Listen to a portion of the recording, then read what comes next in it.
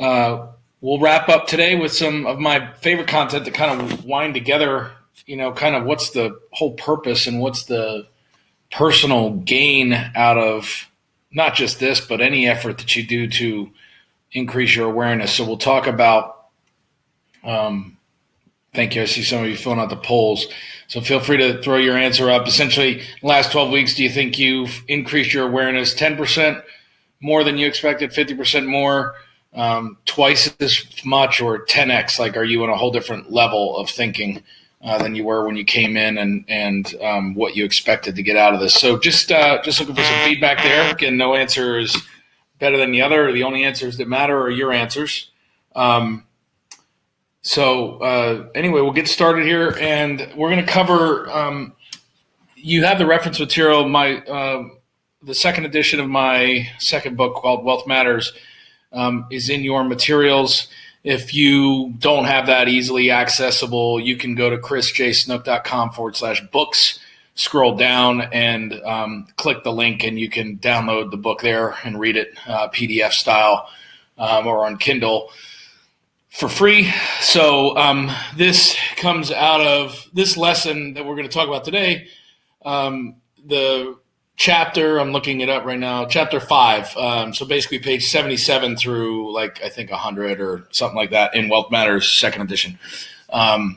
So you can reference this later if you want to download that book and read the chapter in full, but we'll dive right in. I'm going to sew together kind of what we talked about as it relates to organizations and people that you're going to meet, and how it ties into each person's self-awareness and the level that they're currently residing on, and then how that maps to what you can achieve and what you can help contribute inside of an organization, whether it's your own or whether it's someone else's, like S.N.A.P, based on which level of awareness you're at. And then also how to recognize where other people are and where you are in relationship to yourself and where you used to be, so that you kind of understand certain things to look for in your habits to address issues that may be holding you back whenever you hit snags, which we know that part of the process of this whole deal is that we have to hit snags. Even when we're improving at Mach speed, snags are there designed to tell us which one of these levels we're currently stuck in, and then the shifts that we need to make in our thinking and in our acting that will allow us to break through to the next level. So that's the intro. Let me just check the chat real fast, see who's there. So I know you guys are filling out the poll. Thank you. Some of you are at 50% more awareness. Some of you think you're at 2x. That's great. Up is good. Down is not good. Probably wouldn't still be here if you were losing awareness. So I appreciate the feedback. Say hello to me when you get a chance so I can see who's here and I can call you out by name, and feel free to throw questions in. Again, this is our final session of this semester. I will continue to email those of you who want to through the holiday break. Maybe we'll do I miss your voices. I feel like I'm just talking to a video. So chat's great, but maybe we'll do a week of New Year's conference call or something that's informal, but where we can all hop on. If you guys are open to that, send me an email. Let me know you'd be interested in that. c@launcha.us or chris@sandcastleseries.org. Either one of those gets to the same inbox. And anyway, let's talk about it. So what are the 7 levels of awareness? Hey, Vin, good to see you, buddy. So the 7 levels of awareness start with something that we can all relate to, which is what's called simple consciousness. So there's a dotted line here, and you see these two triangles. One's inverted, one's not. Simple consciousness is what an animal has. So I know you guys are in Wyoming where there's more cows than people. Cows have simple consciousness, right? Cows know that they're a cow, but they don't know that they know. So that seems like a trick question, but it's really not. When you think about it, a dog knows that it's alive, right? So it knows that it's real. It knows that it's alive. It knows that it wants to eat, and it has an owner, and it knows that that guy's bad or that guy's good, type of thing, right? A dog knows that it exists. It just doesn't know that it knows it exists. And so humans have this unique ability, other than our animal counterparts, including chimpanzees, to actually know we exist. So when we know that we exist, we move from simple consciousness, which is just walking around and like purely reactive, purely driven by our reptilian brain or our base needs, right? Food, the three F's: food, F, and fun type of thing, right? So simple consciousness is what animals have. Humans have above simple consciousness. They have the first level, which is right here, of consciousness that is called animalistic. So what animalistic consciousness means, or when you recognize someone who's operating from, and that's the real key, when you see somebody operating from animalistic consciousness, or when you are operating from animalistic consciousness, this is when you are reactive. This is when you are operating from not thinking, meaning your logic and your reasoning is not activated. What's activated is your self-preservation and your survival instincts and your reptilian brain, which is the lowest part of the brainstem. So, for instance, when people say things like, no one buys on logic, they buy on emotion and justify with logic, that's true because every one of us, our consciousness builds from this up. And so every single one of us evolved the same way, and so we all have a reptilian brain. That reptilian brain doesn't really understand long sentences and big words and books about personal development or money or wealth. It doesn't understand complexity. That reptilian brain understands that thing's going to kill me or I can kill it. That thing understands I'm hungry, and if I don't eat, I'm going to die. That reptilian brain understands you're a threat or you're not. It's sympathetic and parasympathetic responses. So when you see people operating all day long in animalistic consciousness, they are literally at the lowest level of human consciousness, which means they're essentially purely reactive, and they don't think. And their day consists of moving from one means of survival and maintenance of that survival to another and avoiding threats.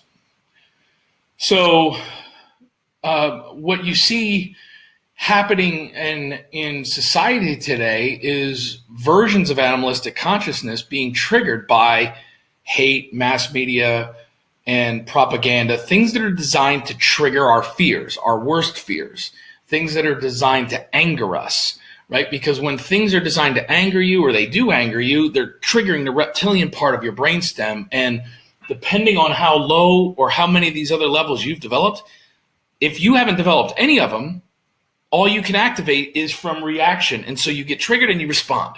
You get hit, you punch back. It's that simple, right? Everything is a cobra in the grass to you, right?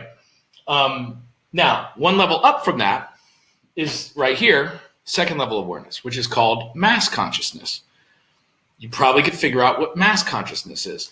Mass consciousness is kind of the group habit or the group way of thinking, the group think around something, right? So mass consciousness is popular culture. It's what's in, it's what's out. It's what's acceptable, it's what's not. The word normal comes out of mass consciousness primarily because it is this comparison between what the many do and what the few do, right? So what's not normal is to be wealthy. What is normal is to be in the 99%. What's not normal is to be attractive, right? And not overweight. What is normal is today, 67, 70% of this country in the US is categorized as overweight or obese. So mass consciousness is operating from what's normal in the mass awareness and what's acceptable in the mass awareness. And again, because it's just a level up from animalistic, typically what happens is you get out of reactive out of feeling like you're being reactive because you look around to your peer set and they feel similarly to you and it's accepted and considered okay. So mass consciousness in the 1800s thought it was okay to enslave African Americans. It was okay for women not to vote. Mass consciousness today still wonders whether it's okay for lesbian, gays, and bisexuals and transgenders to marry and have similar rights. But 20 years ago, mass consciousness was like, that's not a thing. That can't happen. Mass consciousness today in certain states believes cannabis can be legal.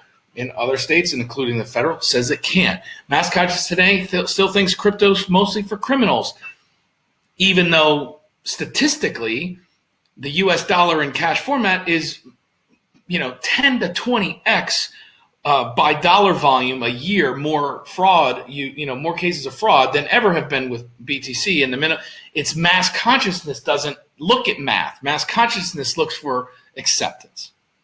So mass consciousness changes over time, which is good, right? Because we become more inclusive and hopefully, and we do those things. But mass consciousness is still reactive. So here's kind of how that maps up to the pyramid of organizational hierarchy. Remember, we talked about the 4 types of people you're going to run into in an organization or in a room. We talked about the 3% that kind of influence and set the room energy or set the company energy, and literally they shape the environment that they're in. Everything that they do is impacting and almost shape-shifting reality. The amplifiers, the 10% that are self-motivated, and that ultimately we have the potential and even the idea that they could be of influence at some point. Those 10% lieutenants and generals are kind of carrying out the energy and they're amplifying it. So they go, wow, that person's onto something or that culture's onto something. I want to amplify that. That's good. That's progressive. That's in the right direction. And they have enough oomph and enough self-awareness and enough self-motivation where they can kind of ignore the mass consciousness down here and they can execute right against the grain. So if you look at where these things are right now, we're only at the second level of human awareness, and we're kind of categorized into where that 27% of the world that zombies reside, right? Well, that makes sense when you think about it, because again, people that are negative, people that are looking for always what's wrong with something, are typically sucking into the news feeds and the propaganda that says everything's broken, everything's wrong, everyone's out to get you. Like, in other words, feeding to that animal consciousness and that nature at scale. So this is how these kind of things map up when they're unrelated, but they're correlated. So aspirational level number 3. This is where you might be. And I say that because you might be higher than this, but you wouldn't be in S.N.A.P. You wouldn't have auditioned, you wouldn't have applied, you wouldn't have come through these free and non-mandatory, but required if you want to continue on and get selected in next semester. These sessions, you wouldn't do this if you weren't aspiring for something more for yourself. Now, it doesn't matter what you're aspiring to. The aspirational level is when you first become aware, and not just first like it happens one time. It's you could stay in here for quite a while. And I'll explain what staying in here looks like, because I stayed in here for many years without realizing I was in here because I hadn't learned this. So hopefully I could save you a couple of years by just contextualizing that where you are, and there's a map. So at the aspirational level, what happens is you start to become aware of you, specifically you, right? You want more of whatever, but you want more. So you now aspire to have more. For some people, that starts out usually with materialism, right? It's like, I want a Lambo, or I want a better house, or hell, I just want to have some money so I'm not starving to death, or I can take care of my parents who need help, or whatever the more is. It usually starts out in the more of something material, because again, animal consciousness, mass consciousness, we don't think beyond that. So when we look at things that are wealthy or successful or whatever, we typically relate them to the visible, tangible thing, and that becomes our first level of aspiration. Nothing wrong with that. It's kind of a path to a deeper level of aspiration. But at the aspirational level, you start to pursue these things. You start to do things differently. You start to read different books, or read at all. You start to hop on these kind of things. You start to question yourself and question some of the things you were taught, paradigms, right? Programming. The challenge is you can't break out of aspirational, meaning you don't get the result here. So what happens is it can be a very frustrating level, because it's kind of like ignorance is bliss, right? If I don't know that it's possible to be free because I've never seen freedom, then I don't know I'm missing anything, right? Like a North Korean, they don't know what they're missing because they've never had a chance to see it. But if all of a sudden you see freedom, you see a society that operates under a democratic rule of law or something different than a totalitarian censored government, like if you see it, it's hard to unsee it. So you kind of go, that looks nice. And you can't forget that you saw it, and you can't forget that you wanted it. but you don't have it, and you're not doing enough of the things yet to have it. You're pursuing them, but you're not taking right action. And so why would you do that? Like, in other words, who would do that? What's the point of pursuing it and not getting it? Like, how come someone would do that? Well, you don't do it on purpose. You do it because, again, at this level of consciousness, you have not yet made the emotional connection that you can't get that result doing the things that got you this result. And what you've done to get the current results you have is your current comfort zone. It's everything inside this loop. What you know you like, what you know you don't like. It does not include the things you don't know. And so if the new thing that you aspire to, that you see, is lying out here, you have to stretch your awareness, which means you have to get uncomfortable. You have to do things different than you normally do. You have to swap habits out, because you can't drop habits, but you can replace them, right? So you have to swap them out, and then you grow your new level of comfort. So now that becomes your new normal, and now that opportunity, that aspirational thing is inside of that. But the cost, right? So there's a gap here. There's a gap between your current boundary of what's comfortable and what you need it to be to allow this new thing to be materialized in your experience. There's a gap, however wide that is, right? And there's a cost, there's an investment, there's an emotional cost, there's a relationship not going to hang out with you anymore cost. There is a drug can't take you anymore cost. There is a feeling sorry for myself, not fucking time for that cost. There's something that you have to let go of, and you're not willing to let go of it yet at a deep emotional level. And there's all kinds of reasons. Some are just, it's comfortable, right? Sometimes we love the hell we know. And the unknown is a little scarier than the hell we know, right? Sometimes we were conditioned to accept the hell we know, and we don't know why we accept it, but we were conditioned to. And then we realized that maybe that person did the best they could, but they couldn't give us what they didn't have. They were operating down here. They raised us the best they could, or they influenced us the best they could, but they didn't even have aspirational consciousness or any of these other levels. So they couldn't give us something they didn't have. And that doesn't mean that they were bad. It just means that we didn't get what we needed to go where we want to go from one person. Well, no one does. And then you accept that and you go, well, fine. So then drop that. I'm not going to listen to them for that anymore. I'm going to go over here and listen to this person or that idea for that. So at the aspirational level, you kind of tread your cycles a little bit because you haven't yet reconciled the cost of change with the benefit of change. You still believe that. And here's what happened to me as a personal example. I didn't know that I was doing this, or I would have stopped. I realized it later, and then I went, oh my God, that makes so much sense. So I'm trying to save you that time. When I first started my first company in 1999, right, it took me 4 years to never get to revenue, to go $500,000 debt, to finally figure out that that wasn't a good business and that I was not building anything that was going to have value. And I needed to either stop altogether and go get a job, or I needed to start a new business, shut that one down, pay those people off, and start over. But that I wasn't going to get the result that I wanted in there. And I went, well, why did it take me 4 years to figure that out? Now, there's all kinds of things that went on. It wasn't like I sat there and stalled and delayed and I wasn't active.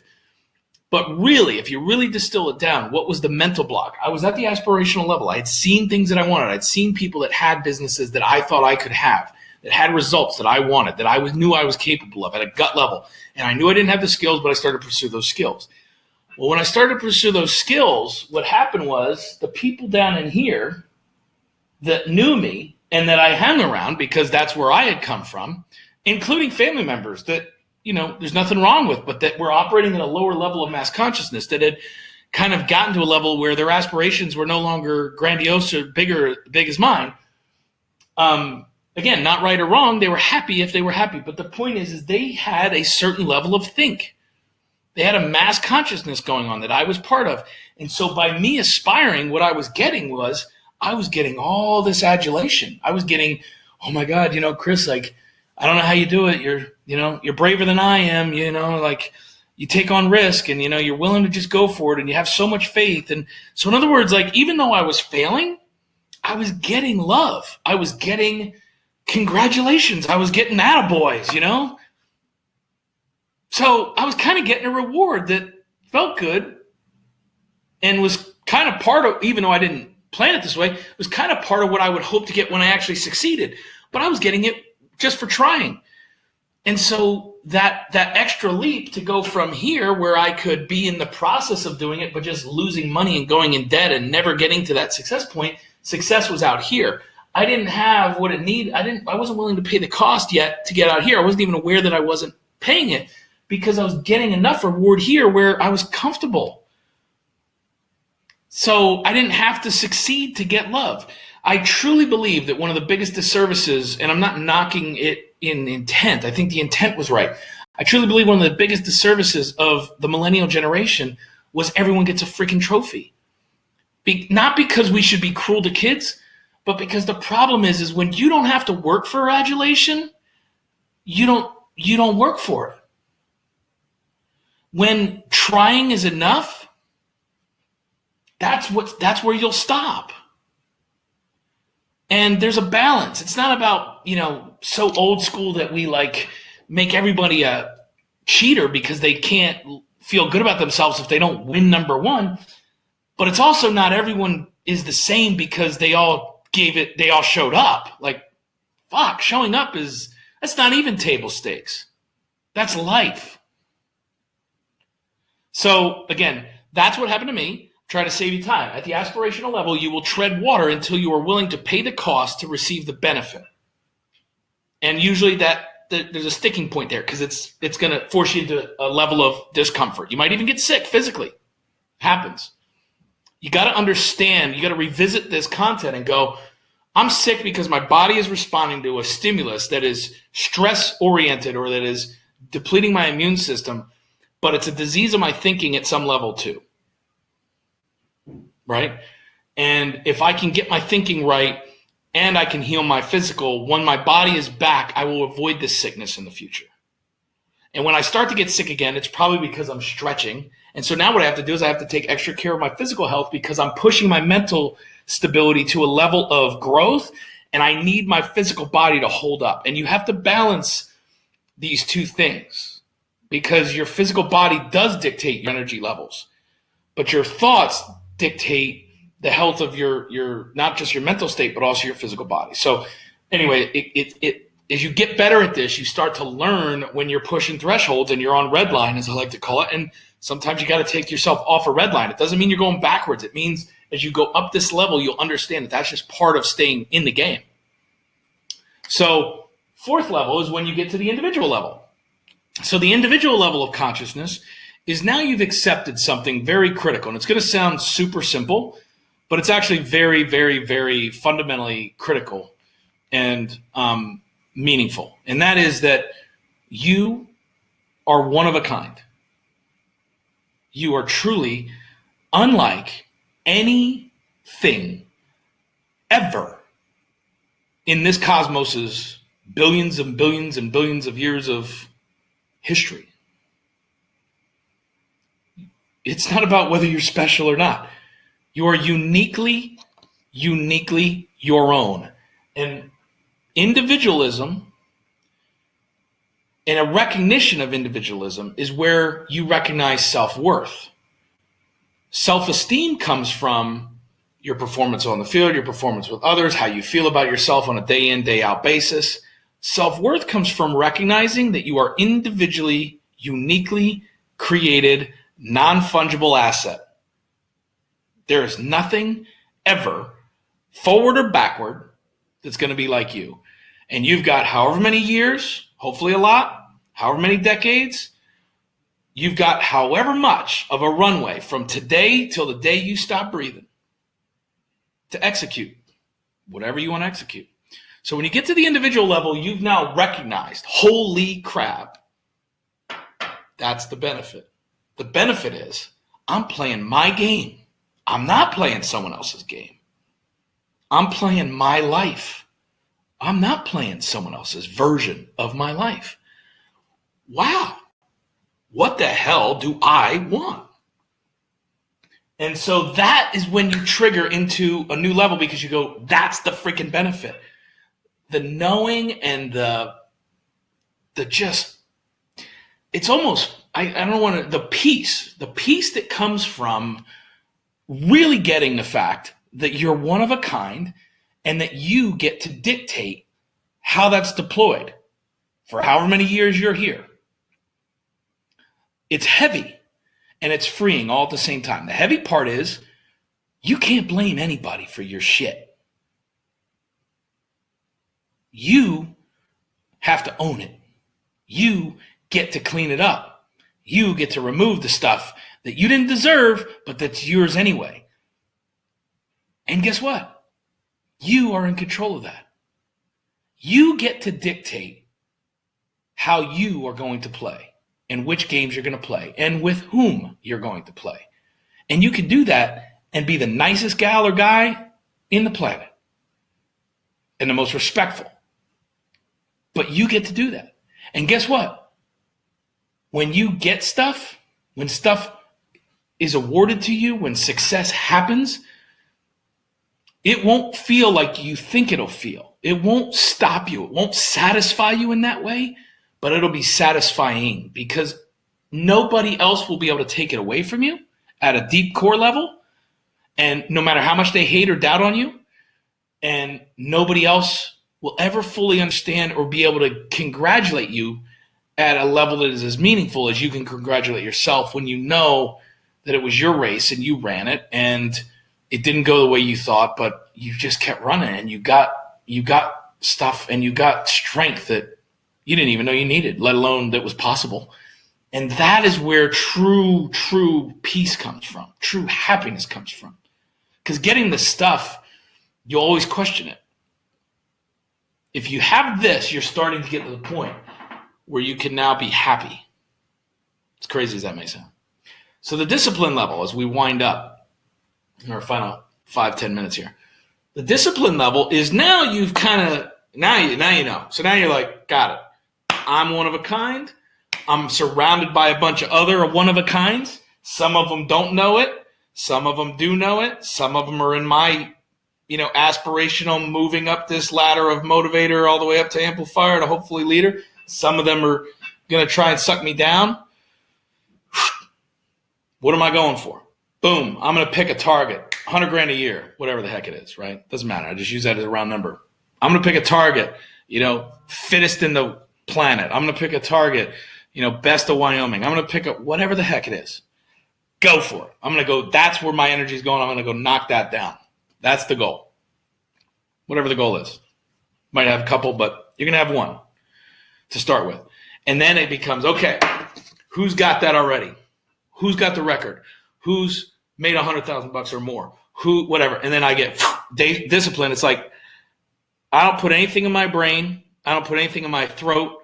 I don't put anything in my stomach. I don't put anything in my eyes that doesn't reverse engineer to that map. I'm disciplined. I eliminate the noise. I become hyper focused because I am aware of why. It means something to me, and me is enough. It's not excluding others. It's the fact that other people's job is not to make my life work. My job is to make my life work. Got it. Accept it. Game on. That's something that I think I want in my life. That's the discipline level. It's the application of your willpower, right? Which is a mental muscle. Your willpower is just, you've done this experiment before where you take a magnifying glass and you put it between the sun and a piece of gum on the ground, and what happens? Right? The harnessing of that sun's energy, which is, I don't even know, billions of miles away, right? The harnessing of that sun's energy, even in the dead of winter in Wyoming, when it's cold, can come through a focused magnifying glass that's applying its willpower to a specific target, and it will turn that thing into flames, right? You've done that experiment.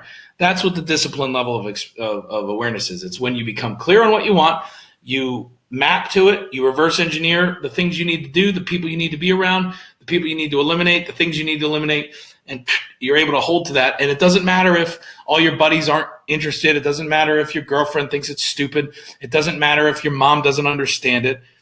You go, that's great, Mom. Respect that. You're entitled to your opinion. That's discipline. The experience layer of awareness is now where you build on, as you can expect, the discipline layer. So now what's happened is You've disciplined yourself and you've gone and tackled something that was outside of your abilities prior. It doesn't matter what it is. Everything you've done to this point has actually been some application of this roadmap.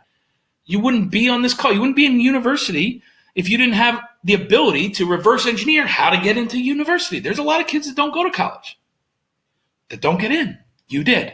So you've already done this, right? But the discipline level is when you start to do it on purpose, time and time again in every area of your life. The experience level is when you start to go, I know how to be disciplined now. And now what I want to do is I want to stretch myself. $100,000, if I'm capable of that, then let me make that in a month. Let me make that in a day. Let me make, in other words, you start to level up, right? Because now it's a game. Now you're going, okay, now I want that. Now I want to go achieve that. Okay, I ran it in 4 minutes. I want to run it in 3.5. Right? And you run up against your limits and you start to just go, boom, all right. So experience is when you apply your knowledge of the fact that you can manifest anything that you can actually think of and believe in wholeheartedly. You can manifest it. It's just going to be a matter of what the law of gender is, time around incubation to manifestation. But you know you can do it. You know how the laws work. You know how you work, and experience is when you start to deploy that. And then mastery is what you all want. It's what you're attracted to. That's what the aspirer notices in another without being able to do it. Mastery is when you can do it without thinking. It's when you can teach it to others and they do it and you don't have to think about it. It's when you can stand in front of someone and you can break them down without opening your mouth and without them opening their mouth, because you can understand by looking at how they hold their shoulders, how they operate, how they move around a room, where they are operating within 10 to 20% on this scale, where they might be inside of this organization, and what to say or not to say to them to get them to do better. And when you become someone who elevates other people, that's when you are applying your unconscious ability to do this for yourself. That's when you're applying it to the world and you are a master. And then up here is the level that, who knows, we won't reach that maybe until we leave this place. But it's not about religion. Every religion is just a way of trying to orient themselves to the story around this and what they think is right. And we're not going to get into a religious debate. The bottom line is there is an all-knowing consciousness that overrides all of this. And there is a source of all knowledge that never ends and never begins. And mastery is the ability to partner with that and produce results in your life and in your business. So when you see someone who is able to shape the environment around them or remove themselves, they have mastered the ability. They're operating from a mastery level of self-awareness. So I'll look for comments. I'll look at the poll and final questions, and then we'll wrap up here. I've got time for maybe one or two questions, and then I've got to bounce and wish you a happy holiday. But